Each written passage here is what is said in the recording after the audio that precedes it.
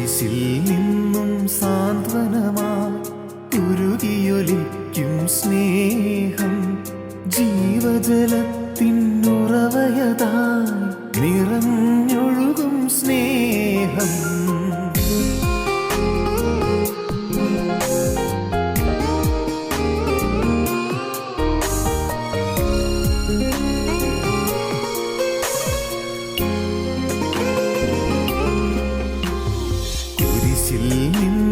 സാന്ത്വനമായി ഉരുകിയൊലിക്കും സ്നേഹം, സഹനത്തിൻ നിണധാരയതായി ഉതിർന്നൊഴുകും സ്നേഹം, വിലാവിൽ നിന്നും മോചനമായി ഉരുകിയൊലിക്കും സ്നേഹം, നീറും മനസ്സിൽ കുളിരലയായി നിറഞ്ഞൊഴുകും സ്നേഹം.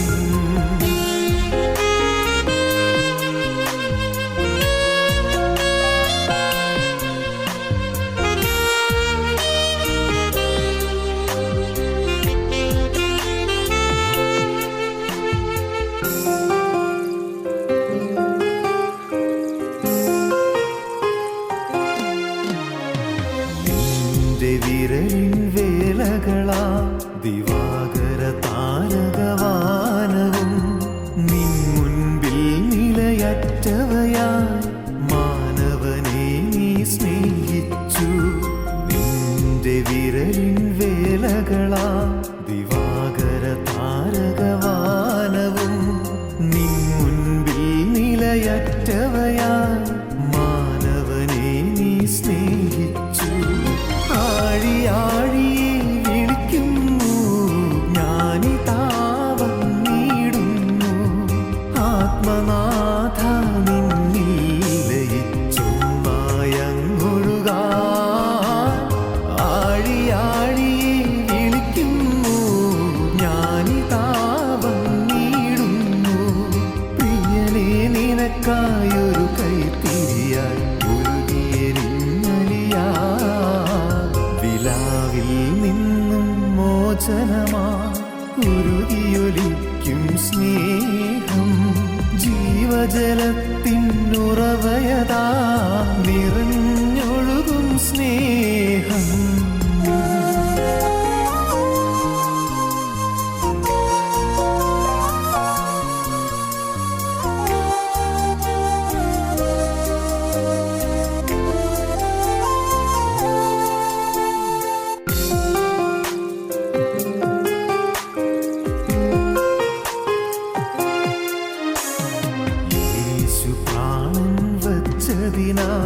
സ്നേഹമെന്തെന്നറിയുകയായി എന്നേശു ജീവിക്കുന്നതിനാൽ ഏഴ ഞാനും വാഴുകയായി. യേശു പ്രാണൻ വച്ചതിനാൽ സ്നേഹമെന്തെന്നറിയുകയായി എന്നേശു ജീവിക്കുന്നതിനാൽ ഏഴ ഞാനും വാഴുകയായി. ആഴിയാഴിയെ വിളിക്കുന്നു ഞാനിതാ വന്നിടുന്നു, ആത്മനാഥ നിന്നിൽ ലയിച്ചൊന്നായങ്ങൊഴുകാൻ. ആഴിയാഴിയെ വിളിക്കുന്നു ഞാനിതാ വന്നിടുന്നു, പ്രിയനെ നിനക്കായൊരു കൈത്തിരിയായി ഒഴുകിയെരിഞ്ഞലിയാൻ. കുരിശിൽ നിന്നും സാന്ത്വനമായി ഉരുകിയൊലിക്കും സ്നേഹം, സഹനത്തിൻ നിണധാരയതായി ഉതിർന്നൊഴുകും സ്നേഹം, വിലാവിൽ നിന്നും മോചനമായി ഉരുകിയൊലിക്കും സ്നേഹം, നീറും മനസ്സിൽ കുളിരലയായി നിറഞ്ഞൊഴുകും സ്നേഹം.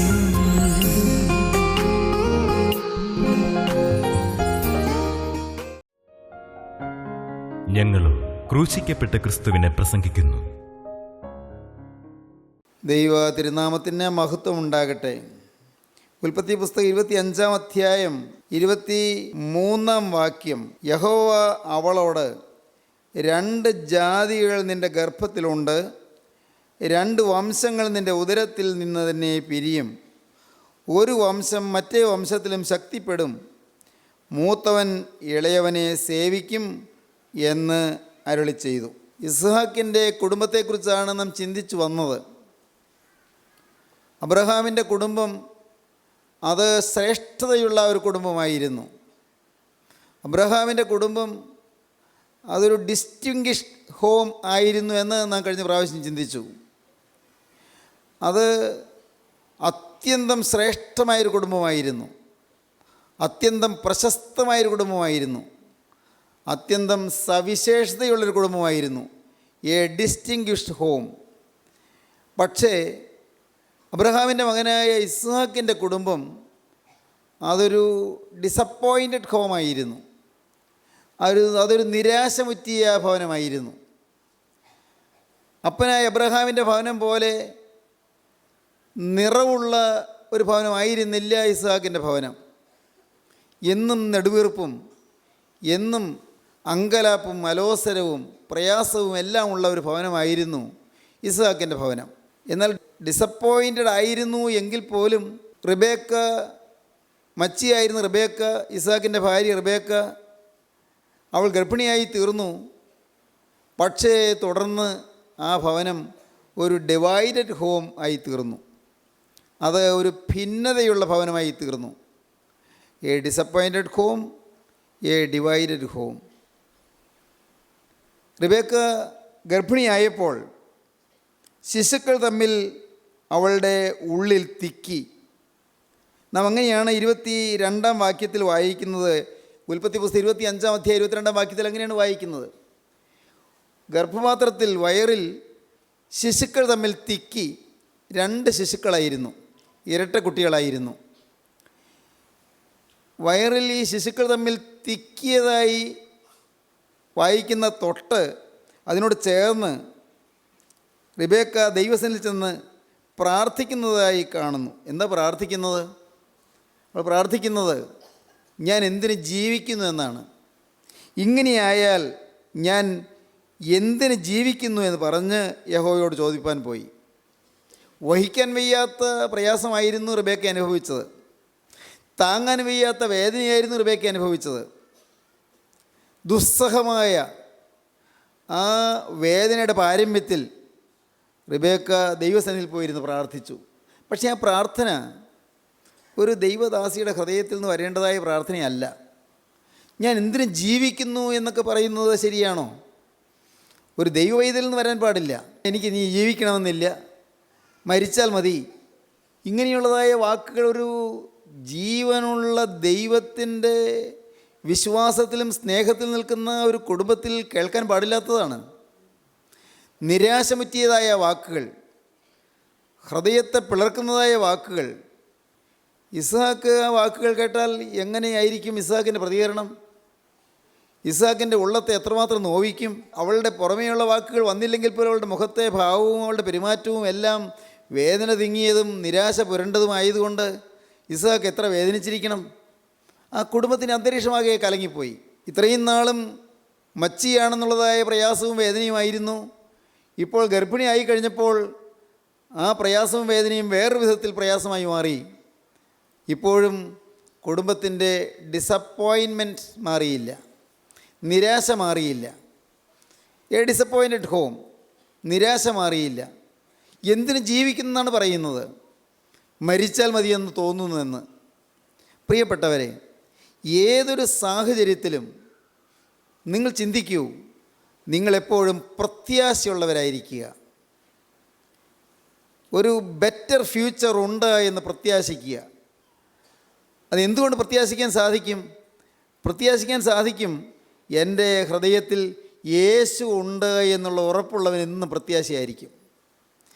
എന്നെ സ്നേഹിക്കുന്നൊരു ദൈവമുണ്ട്, എൻ്റെ ഓരോ ചുവടുവെപ്പും കാണുന്നൊരു ദൈവമുണ്ട്, എൻ്റെ ഓരോ അണുവിലും എന്നെ നിരീക്ഷിക്കുകയും എന്നെ സ്നേഹിക്കുകയും എനിക്ക് വേണ്ടി കരുതുകയും ചെയ്യുന്നൊരു ദൈവമുണ്ട് എന്ന് സ്നേഹവാനായ ദൈവത്തിലൊരു വിശ്വാസം പുലർത്താൻ നമുക്ക് സാധിക്കുന്നുവെങ്കിൽ നാം ഒരിക്കലും നിരാശയുടെ കയത്തിലേക്ക് താണുപോകാൻ ഇടവരികയില്ല.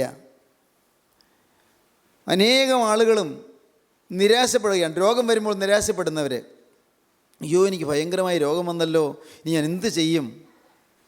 കടം വരുമ്പോൾ നിരാശപ്പെടുന്നവർ, അയ്യോ ഈ കടം ഞാൻ എങ്ങനെ കൊടുത്തു തീർക്കും, ഞാൻ എന്ത് ചെയ്യും? മക്കൾ ഒരുപക്ഷെ വഴിതെറ്റി പോകുമ്പോൾ, അല്ലെങ്കിൽ മക്കൾ അനുസരണത്തിൽ നിൽക്കാതെ അവരുടെ ജീവിതം നശിപ്പിച്ചു കൊണ്ടിരിക്കുമ്പോൾ നിരാശപ്പെടുന്നവർ, അയ്യോ ഞാൻ ആറ്റുനോറ്റ് വളർത്തിയ മക്കൾ ഇങ്ങനെ നഷ്ടപ്പെട്ടു പോകുന്നല്ലോ. വേദനാകരമായ കാര്യം തന്നെയാണിതെല്ലാം, പ്രയാസം തന്നെയാണ്. ഒരു വിധത്തിൽ പറഞ്ഞാൽ യാതൊരാൾക്കും സഹിക്കാവുന്നതല്ല താനും. പക്ഷേ ഒരിക്കലും നിരാശപ്പെട്ടു പോകരുത്. ക്രിസ്തുവിൽ വിശ്വസിക്കൂ, ക്രിസ്തുവിൽ ആശ്രയിക്കൂ.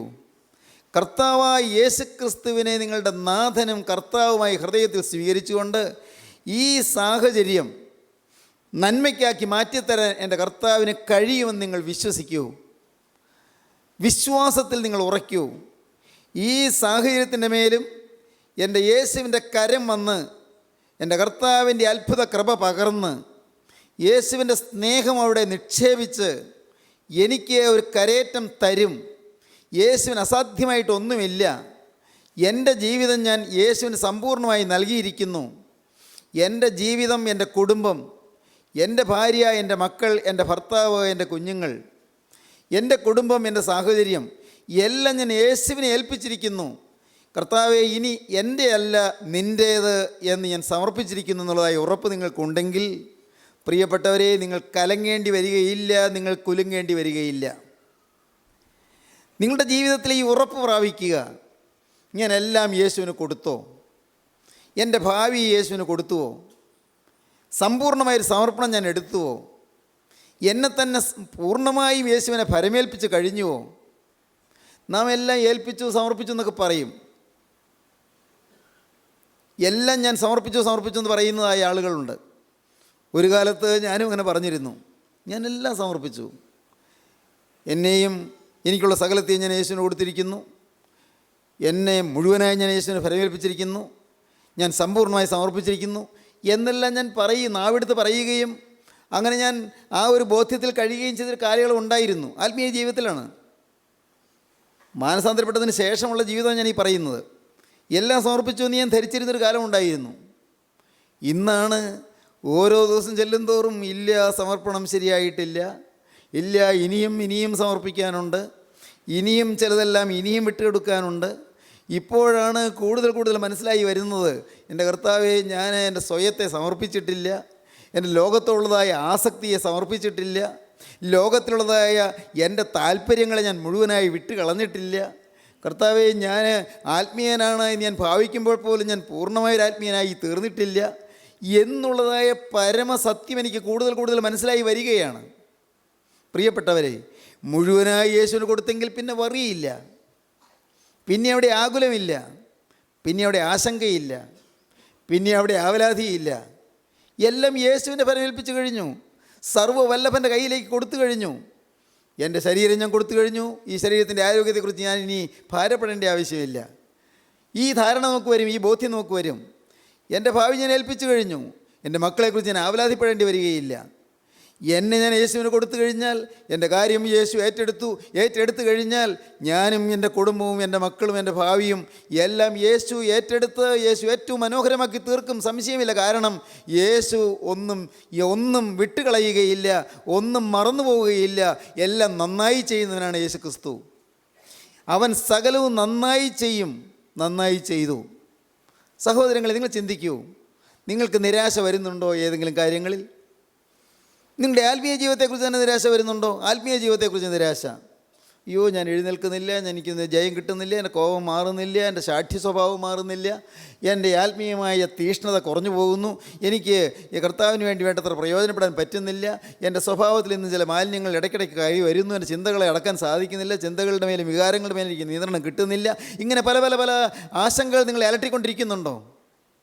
പ്രിയപ്പെട്ടവർ, ഇതെല്ലാം സത്യമാണ്. പക്ഷേ നിങ്ങൾ തളരണ്ട. സമർപ്പണത്തിൽ ഇനിയും ശരിയാകാനുണ്ട്.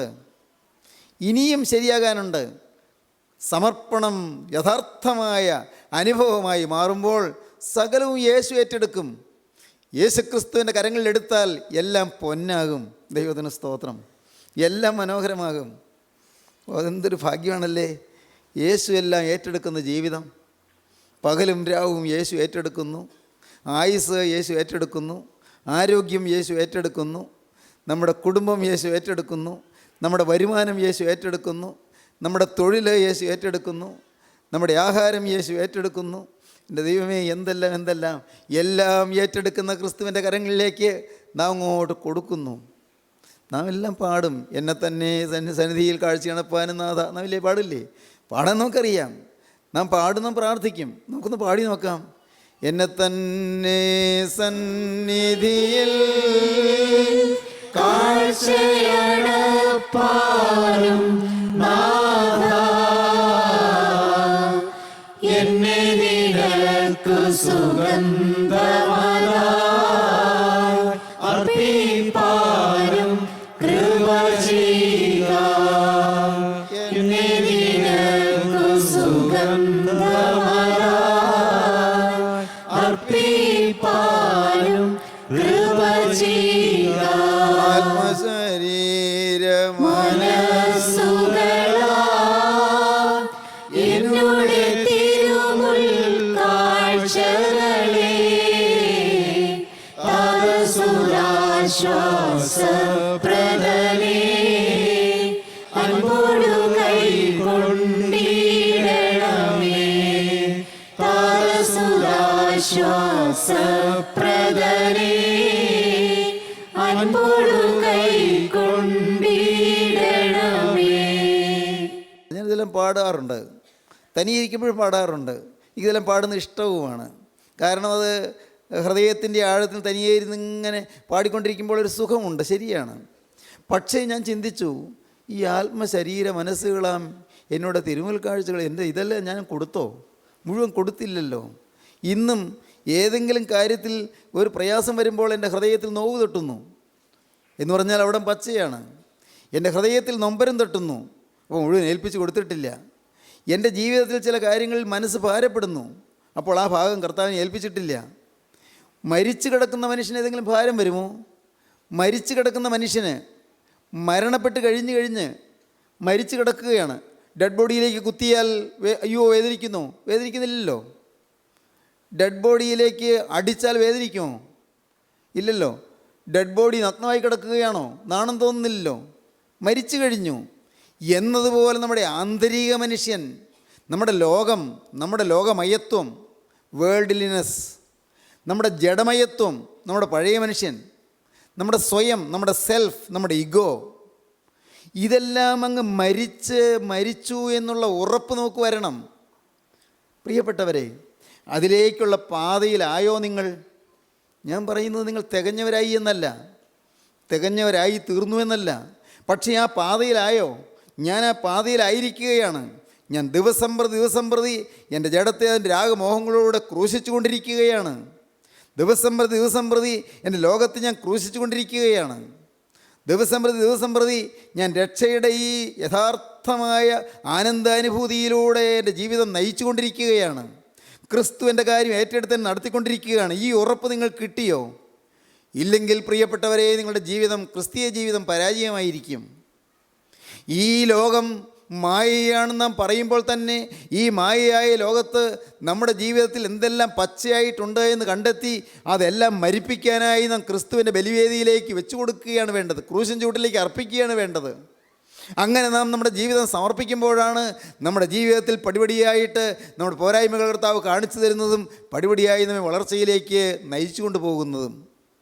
ഈ അനുഭവം നമുക്ക് പ്രാപിക്കണം. അപ്പോൾ പിന്നെ നിരാശ വരില്ല, ഏത് സാഹചര്യത്തിലും തളർച്ച വരികയില്ല. പ്രിയപ്പെട്ടവർ വിട്ടുപോകുമ്പോഴും തളർച്ച വരികയില്ല. ദുഃഖമില്ലെന്നല്ല ഞാൻ പറഞ്ഞത്, ദുഃഖമുണ്ട്, പക്ഷേ തളർച്ച വരികയില്ല, നിരാശ വരികയില്ല. ഏറ്റവും കൊടിയ ആപത്തുകൾ വരുമ്പോഴും തളർച്ച വരികയില്ല. ദുഃഖമുണ്ട്, പക്ഷേ തളർച്ച വരികയില്ല. നമ്മുടെ ഹൃദയം ക്രിസ്തുവിൽ സമാധാനപ്പെടും, ക്രിസ്തുവിൽ ഉറയ്ക്കും. അതാണ് കർത്താവ് പറഞ്ഞത്. ലോകം തരുന്നത് പോലെയല്ല ഞാൻ നിങ്ങൾക്ക് തരുന്നത്, സമാധാനം ഞാൻ നിങ്ങൾക്ക് തന്നേച്ച് പോവുകയാണ്. എൻ്റെ സമാധാനം തന്നെയാണ് ഞാൻ നിങ്ങൾക്ക് തരുന്നത്. ലോകം തരുന്നത് പോലെയല്ല ഞാൻ നിങ്ങൾക്ക് തരുന്നത്. ലോകം തരുന്ന സമാധാനമല്ല ക്രിസ്തു തരുന്നത്. അത് പ്രത്യാശയാണ്, അത് വിശ്വാസമാണ്, മുഴുവനായി ഏൽപ്പിച്ചു കൊടുത്തെന്നുള്ള ഉറപ്പ്. എൻ്റെ പ്രിയപ്പെട്ടവരെ, നിങ്ങളുടേതായി യാതൊന്നും ബാക്കിയില്ലാതെ സമ്പൂർണ്ണമായി യേശുവിന് കൊടുത്തു എന്നുള്ളതായി ഉറപ്പ്. ശരീരക്ഷീണം അപ്പോൾ മാറുകയാണ്, ആത്മാവിൻ്റെ ബലം വർദ്ധിക്കുകയാണ്, മനസ്സിന് കരുത്ത് കൂടിക്കൂടി വരികയാണ്, ഉന്മേഷം വർദ്ധിക്കുകയാണ്, നമ്മുടെ ആന്തരിക മനുഷ്യൻ ശക്തിപ്പെടുകയാണ്, ആന്തരിക മനുഷ്യൻ ഊർജ്ജസ്വലനായി തീരുകയാണ്, നമ്മുടെ ജീവിതം വീര്യമുള്ളതായി തീരുകയാണ്, നമുക്ക് ആന്തരികമായി കരുത്ത് വർദ്ധിക്കുകയാണ്. ഏത് സാഹചര്യം വന്നാലും, എന്തെല്ലാം പ്രതിസന്ധികൾ വന്നാലും, പ്രശ്നങ്ങൾ ആഞ്ഞ് തെറുത്തുയർന്നു വന്നാലും അതിൻ്റെ മുന്നിൽ പതറാതെ നിൽക്കുവാനുള്ള കരുത്തും കെൽപ്പും നമുക്ക് ലഭിക്കുകയാണ്. ആര് തരുന്നു? അതാണ് ക്രിസ്തു തരുന്നത്. റിബേക്ക നിരാശപ്പെട്ടു പോയി. ഞാൻ എന്തിനു ജീവിക്കുന്നു? മരിക്കുകയല്ലേ നല്ലതെന്നാണ് ചിന്തിക്കുന്നത്. പ്രിയപ്പെട്ടവരെ, നമ്മുടെ ജീവിതത്തിൽ വേദപുസ്തകം വായിച്ചു പോകുമ്പോൾ, വേദപുസ്തകത്തോട് ചേർത്ത് നമ്മുടെ ജീവിതം പരിശോധിച്ച് നോക്കുമ്പോൾ നമ്മുടെ ജീവിതത്തിൽ ചിലപ്പോൾ നിരാശകൾ ഇങ്ങനെ വന്നിട്ടുണ്ട്. നിരാശകൾ അങ്ങ് തളർന്നു പോകുന്നു. നമുക്ക് സമസ്വഭാവമുള്ള ഏലിയാവ് പോലും തളർന്നു പോയി. ഇതിനു മുമ്പൊരവസരത്തിൽ ഞാൻ പറഞ്ഞത് നിങ്ങൾക്ക് ഓർമ്മ കാണും. ഏലിയാവ് പോലും പറഞ്ഞു, വേണ്ട, എനിക്ക് മരിച്ചാൽ മതി, മതി യഹോവേ, എൻ്റെ പ്രാണനെ എടുത്തുകൊള്ളണമേ. ഏലിയാവ് പറഞ്ഞു. ഇനി ജീവിക്കേണ്ട എന്നാണ് ഏലിയാവ് പറഞ്ഞത്. ഭക്തനായ വിശ്വാസവീരനായ ഏലിയാവ് പോലും അവസരത്തിൽ പറഞ്ഞു, മതി യഹോവേ, എൻ്റെ പ്രാണനെ എടുത്തുകൊള്ളണമേ, മരിച്ചാൽ മതിയെന്ന്. നമുക്കും അങ്ങനെയുള്ള അവസരങ്ങൾ വന്നിട്ടുണ്ട്. പക്ഷേ ദൈവത്തിൻ്റെ വചനം നമ്മെ ശക്തിപ്പെടുത്തട്ടെ, വചനം നമ്മെ ബലപ്പെടുത്തട്ടെ. നമ്മെക്കൊണ്ട് വൻ കാര്യങ്ങൾ ഇനി നിവർത്തിക്കാനുണ്ട്. ഇന്ന് ഈ വാക്കുകളെ കേൾക്കുന്ന നിങ്ങൾ ആരെല്ലാം തളർന്നിരിക്കുന്നുണ്ട്, മനസ്സ് മടുത്തിരിക്കുന്നുണ്ട്, ലോകത്തിൽ അനേകം കാര്യങ്ങളിൽ ഉള്ള നീറി പുകഞ്ഞിരിക്കുന്നുണ്ട്. പല പല പ്രശ്നങ്ങൾ, കുടുംബത്തിലെ പ്രശ്നങ്ങളാകാം, കുടുംബത്തിലുള്ളതായ അലോസരങ്ങളാകാം, കുടുംബത്തിലുള്ളതായ വൈരുദ്ധ്യങ്ങളാകാം, കുടുംബത്തിലുള്ളതായ ഭിന്നതകളാകാം, പണത്തിൻ്റെ ഞെരുക്കങ്ങളാകാം, കടത്തിൻ്റെ ഭയങ്കരമായ ബാധ്യതകളാകാം, താങ്ങാൻ വയ്യാത്തതായ ആപത്തുകളാകാം, വലിയ വലിയ അത്യാഹിതങ്ങളാകാം, ഒരുപക്ഷെ പ്രിയപ്പെട്ടവർ ഇട്ടുപോയതിൽ മരണത്തിൻ്റെ വിയോഗത്തിൻ്റെ ദുഃഖമാകാം. ഓരോ തരത്തിൽ മനസ്സ് തളർന്നും വിഷമിച്ചിരിക്കുന്നവരാരെല്ലാം ഉണ്ട്. പ്രിയപ്പെട്ടവരെ, നിങ്ങളോട് പറയട്ടെ, നിങ്ങൾക്ക് പ്രത്യാശ തരാൻ കർത്താവ് ആഗ്രഹിക്കുന്നുണ്ട്. ക്രിസ്തുവിനോട് നിങ്ങളൊന്ന് യാചിക്കൂ. കർത്താവേ, എൻ്റെ ഹൃദയത്തെ നീ ഒന്ന് ഉണർത്തണമേ, എൻ്റെ ഹൃദയത്തിൻ്റെ ഭാരത്തെ നീ ഒന്ന് മാറ്റിത്തരണമേ, എൻ്റെ ശരീരത്തിൻ്റെ വേദനയെ നീ ഒന്ന് മാറ്റിത്തരണമേ, എൻ്റെ മനസ്സിൻ്റെ ആകുലതയെ നീ ഒന്ന് മാറ്റിത്തരണമേ, എൻ്റെ ജീവിതത്തിൻ്റെ ആവലാധികളെ നീ ഒന്ന് നീക്കിത്തരണമേ. കർത്താവേ, പ്രത്യാശ എൻ്റെ ഹൃദയത്തിലേക്ക് തരണമേ. പ്രത്യാശയുള്ളവനായി, വിശ്വാസമുള്ളവനായി ഈ നിമിഷം മുതൽ ജീവിപ്പാൻ കർത്താവേ, എൻ്റെ മേൽ നിൻ്റെ ആത്മാവിന് ശക്തി പകരണമേ, ആത്മാവിന് തീ എൻ്റെ മേൽ പകരണമേ. ഏലിയാവിനെ ബലപ്പെടുത്തിയ ദൈവമേ, റിബേക്കയ്ക്ക് പ്രത്യാശ നൽകിയ ദൈവമേ, അനുഗ്രഹീതമായ ഭാവി ജീവിതം നൽകുന്ന ദൈവമേ, ഇന്ന് ഇപ്പോൾ ഈ വാക്കുകളെ കേട്ടുകൊണ്ടിരിക്കുമ്പോൾ തന്നെ എൻ്റെ ഹൃദയത്തിലേക്ക് പ്രത്യാശയുടെ തേൻ തുള്ളികൾ വർഷിച്ചു തരണമേ, പ്രത്യാശയുടെ നറും തേൻ വർഷിപ്പിച്ചു തരണമേ. എൻ്റെ ഹൃദയത്തിലേക്ക് സ്വർഗീയ തീമൊഴികൾ തന്ന് എൻ്റെ ഹൃദയത്തെ ഇന്ന് ആനന്ദിപ്പിക്കണമേ കർത്താവേ. പ്രത്യാശയും ധൈര്യവും പകരണമേ. നിങ്ങൾ പ്രാർത്ഥിക്കൂ പ്രിയപ്പെട്ടവരെ, നിങ്ങളുടെ ഹൃദയത്തിലേക്ക് പ്രത്യാശ തരുവാൻ യേശു വന്നിരിക്കുന്നു. ആകുലങ്ങൾ മാറും, നിങ്ങൾ വിശ്വസിക്കൂ. ഇന്നത്തെ കാർമേഘ പടലങ്ങളെല്ലാം മാറും, നിങ്ങൾ വിശ്വസിക്കൂ. സൂര്യപ്രകാശം നേരിട്ട് കിട്ടും, കരിനിഴലുകൾ മാറും, ഇന്നത്തെ ആകുലതകൾ മാറും, ഇന്നത്തെ മ്ലാനതകൾ മാറും, ഇന്നത്തെ വാട്ടങ്ങൾ മാറും, ഇന്നത്തെ കേടുകൾ മാറും, ഇന്നത്തെ കെടുതികൾ മാറും. ഒരു നല്ല നാളെ നിങ്ങൾക്ക് വേണ്ടി കാത്തു നിൽക്കുന്നു. ഒരു ശോഭനമായ സുപ്രഭാതം വിരിയാൻ പോകുന്നു, അനുഗ്രഹീതമായ പൊന്നുഷസ് വിരിയാൻ പോകുന്നു. നിങ്ങൾ വിശ്വസിക്കൂ, നിങ്ങൾ പ്രത്യാശിക്കൂ. നല്ല കാലം വരാൻ പോകുന്നുണ്ട് മകനെ, നല്ല കാലം നിൻ്റെ മുന്നിലേക്ക് വരാൻ പോകുന്നുണ്ട് മകളെ. നല്ല ഭാവി നിന്നെ തേടി നിൽക്കുന്നുണ്ട്. നീ അതിലേക്ക് കുതിച്ച് ചെല്ലുവാൻ ദൈവം നിന്നെ വിളിക്കുകയാണ്. ദൈവം നിന്നെ മാടി മാടി വിളിക്കുകയാണ്. ആനന്ദൈശ്വര്യങ്ങൾ എഴുതുന്ന മാസാബ്ദങ്ങളെ തരുവാൻ ദൈവം നിങ്ങളെ വിളിക്കുകയാണ്. ആനന്ദൈശ്വര്യങ്ങൾ എഴുതുന്ന മാസങ്ങളും ആണ്ടുകളും തരണമേ എന്ന് പ്രാർത്ഥിപ്പാൻ പിതാക്കന്മാർ നമ്മെ പഠിപ്പിച്ചു. ആനന്ദൈശ്വര്യം എഴുതുന്ന മാസാബ്ദങ്ങളെ നൽകണമേ എന്ന് നാം പാടിയാൽ പോരാ, നാം അനുഭവിക്കണം. പ്രിയപ്പെട്ടവരെ, യേശു നമുക്ക് അനുഗ്രഹീത വസന്തകാലങ്ങൾ തരാൻ പോവുകയാണ്, അനുഗ്രഹീതമായ ശോഭനകാലം തരാൻ പോവുകയാണ്, നല്ല നാളെ നിങ്ങൾക്ക് തരാൻ പോവുകയാണ്.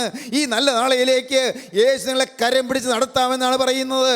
ഇന്നത്തെ ആകുലതകൾ മാറും മകനെ, ഇന്നത്തെ വേദനകൾ തീരും മകളെ, ഇന്നത്തെ ദുഃഖങ്ങൾക്ക് അറുതി കിട്ടും മകനെ.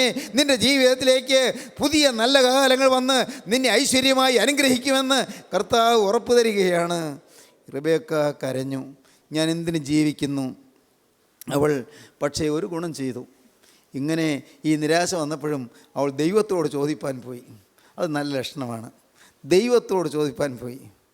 ഈ നിരാശ വന്ന് ഈ അനർത്ഥത്തിലേക്ക് പോവുകയല്ല ചെയ്തത്, ദൈവസന്നിധിയിലേക്ക് ചെന്നു. അതാണ് ശരിയായ വഴി. ഏത് സാഹചര്യം വരുമ്പോഴും ദൈവസന്നിധിയിൽ ചെന്ന് മുട്ടുമടക്കുക, അങ്ങോട്ട് പോവുക. വേറെ ആരോടും ആലോചന ചോദിക്കേണ്ട. ആദ്യം ദൈവസന്നിധിയിലേക്ക് ചെല്ലുക. അപ്പോൾ ദൈവം നിങ്ങൾക്ക് ആരെങ്കിലും കാണിച്ചു തന്നാൽ ഇന്നയാളോടൊപ്പം പോയി ഒന്ന് സംസാരിക്കുക ഒരു സൂചന പോലെ നിങ്ങൾക്ക് മനസ്സിൽ തോന്നിയാൽ നിങ്ങൾക്ക് ആളെ പോയി കാണാം.